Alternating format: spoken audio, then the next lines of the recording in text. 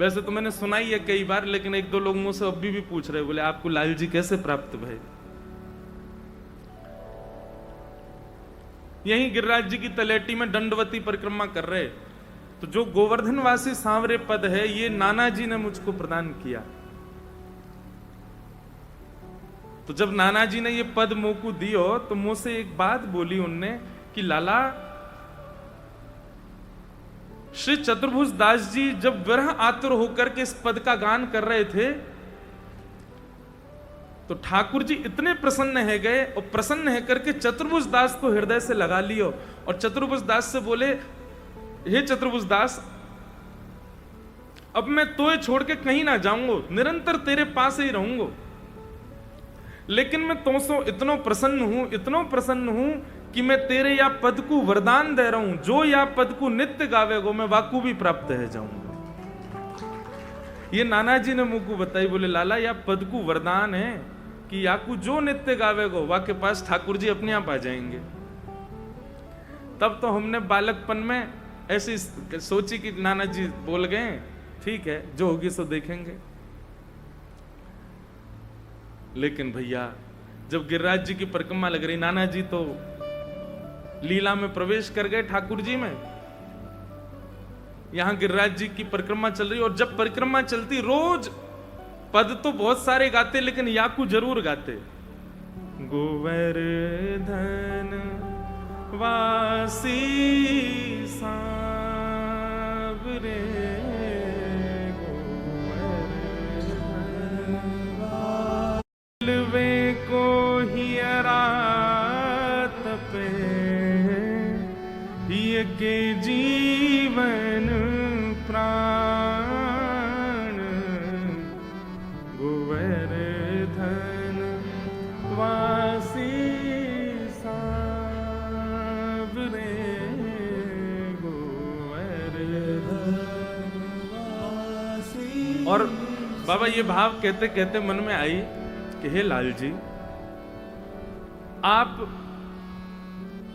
अजब कुमारी के काजे हमारे वृंदावन को छोड़ करके यहां राजस्थान में आ गए, कभी ऐसी कृपा होगी? क्योंकि ऐसा मैंने कहीं सुनो है कि श्रीनाथ जी संभवतः कभी ना कभी वापस गोवर्धन में आएंगे, वापस पधारेंगे गिरिराज जी में और यहीं विराजेंगे श्री गोवर्धन में, वही श्रीनाथ जी। ऐसा मैंने कहीं सुनो है, प्रमाणित बात नहीं है पर कहीं सुनी है कि ऐसी आचार्यवाणी है कि लाल जी एक ना एक दिन विराज जाओगे, थोड़ी देर लाल जी एक दिन पुनः वापस पधारेंगे। तो मैं बस ठाकुर जी से एक बात कह रहे हो, खड़ो खड़ो, मैंने कि हे लाल जी, ये अनुग्रह आप तब कर दो ना कि जब तक हम जीवित हैं हमारे नेत्रन के सामने आपको पुनर्आगमन है जाए गोवर्धन में, और हम अपनी दृष्टि से देखें कि श्रीनाथ बाबा दोबारा गिरिराज जी में विराज गए। तो ये भाव कह ही रहे हो, बस इतना कह करके बस श्रीनाथ जी के दर्शन करके प्रथम बार दर्शन किए श्रीनाथ जी के, और जैसे ही निकलो बाहर तो बस वहां से प्रस्थान करके अपने, जय हो महाराज जी की जय, प्रणाम, दर्शन करके जैसे ही बाहर निकले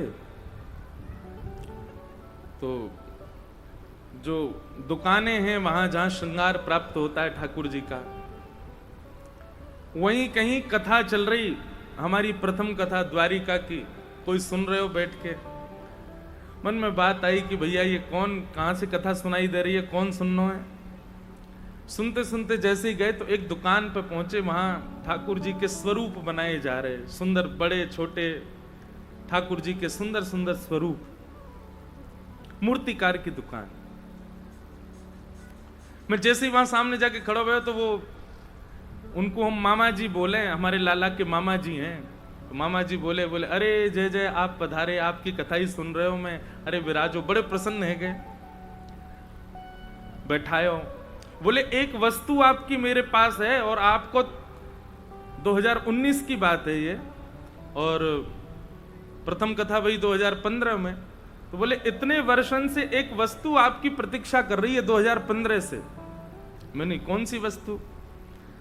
भीतर गए और भीतर से सुंदर एक लाल वस्त्र में और हमारे प्यारे गिरधर लाल जी उनको लेकर के आए और हाथन में थमाई दिए। बोले ये आपकी प्रतीक्षा कर रहे हैं।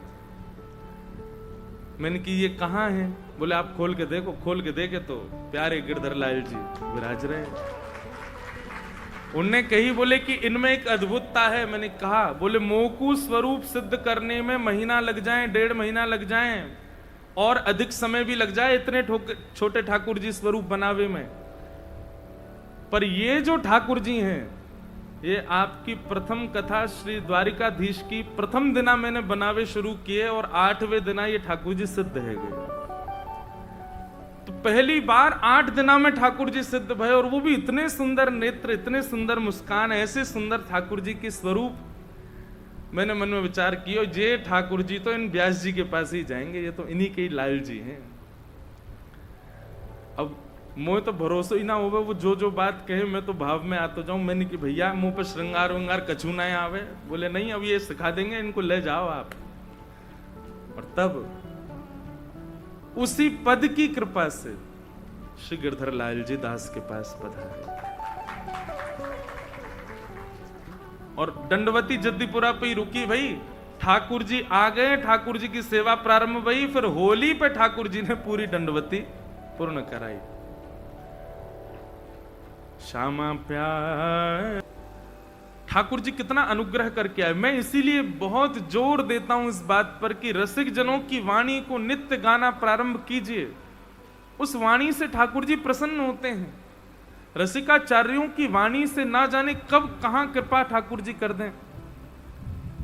मैं अधिकतर कथाओं में वाणी का ही गायन करने का प्रयास करता हूं, चाहे वो हमारे अष्ट सखा के हों, चाहे हमारे स्वामी श्री हरदास जी की वाणी तो कभी कभी बड़ी कठिन लगती है गाने में, पर फिर भी मैं प्रयास करके गाता हूं। सब रसिक जनों की वाणी गाते हैं, इससे ठाकुर जी प्रसन्न होते हैं। और यही अष्ट सखाओं की वाणी में से चतुर्भुज दास जी की वाणी का ही प्रभाव है कि श्री गिरधर लाल जी पधारे। गोवर्धन वासी सांवरे तुम बिन रहो ना जाए। तो जतिपुरा में थी तब परिक्रमा, जतिपुरा पर रोक करके हम कथा करने चले गए और उसी बीच में नाथद्वारा गए।